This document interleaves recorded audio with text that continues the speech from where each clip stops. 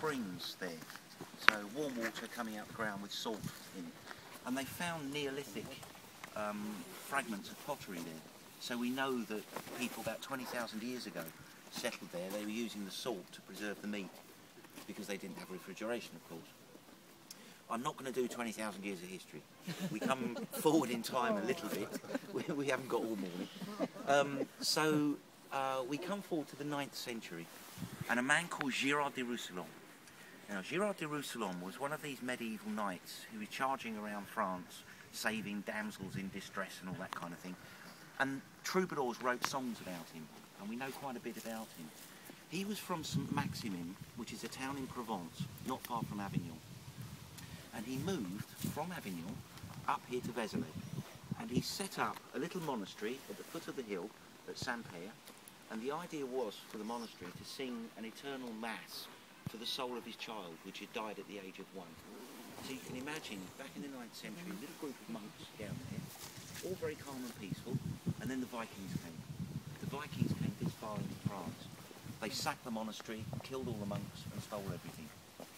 During his own lifetime, Girard de Roussillon had a much better idea, and he settled at the top of the hill here.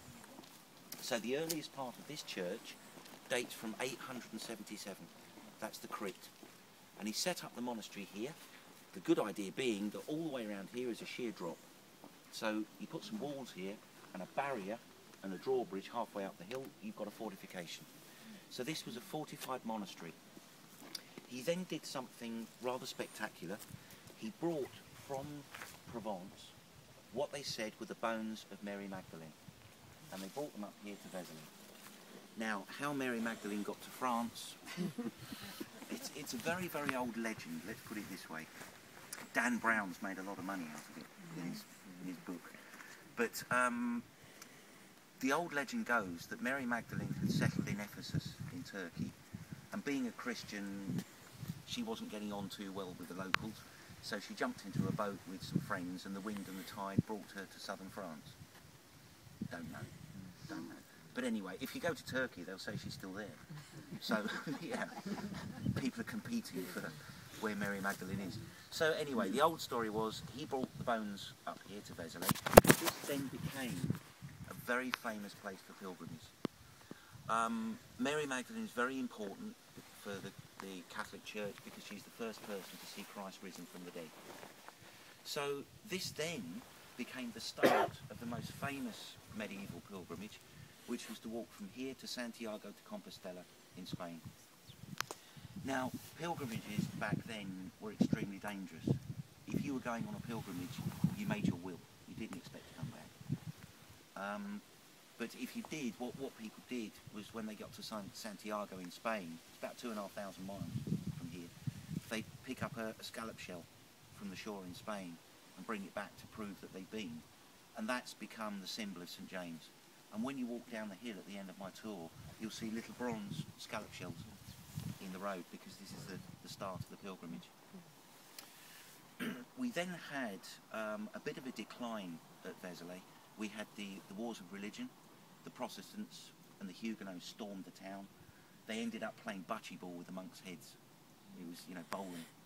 Pretty horrific. And then we had the revolution, and a lot of damage here, you can imagine. The only reason that the church is still standing from the French Revolution is the fact that it used to be the town's water supply.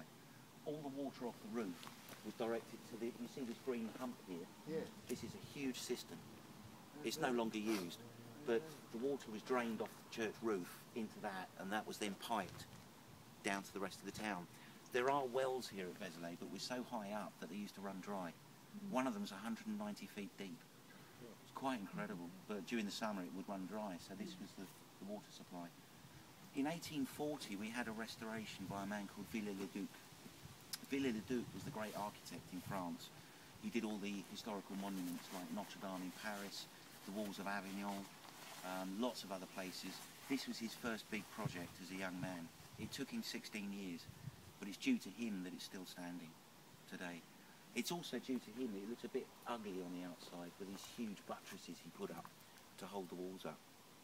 But the interior is something pretty special. Yeah. Can we go inside? Sorry? Can we go inside? Oh, we're going to go inside, yeah. The other thing is, you may have seen there's a huge set of steps here that go nowhere. All we've got now is these trees. This used to be the Abbot's Palace, but the French Revolution, it was demolished and used as a quarry. People just stole the stone.